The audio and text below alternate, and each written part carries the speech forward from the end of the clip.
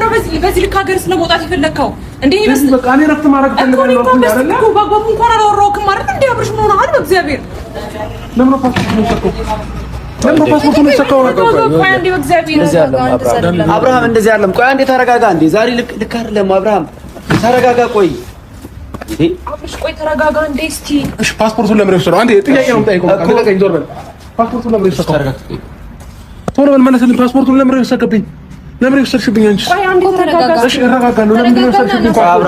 የትም ይሁን ምን አገባህ? እኔ ፓስፖርት እንዴት ወስዳለህ? ስንት ነገር አቅጄ ስንት ነገር እንደተበላሸብኝ ታውቃለህ? ታውቃለህ ወይ? ተናገር። ስንት ነገር እንዳበላሸብኝ ታውቃለህ? አንተ እኮ ዋሽተሃል። ሲጀመር የምትሄደውም እንደማትመጣ ገብቶኝ ነበረ።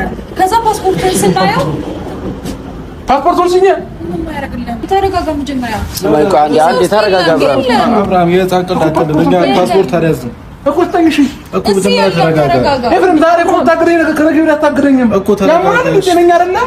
ስማ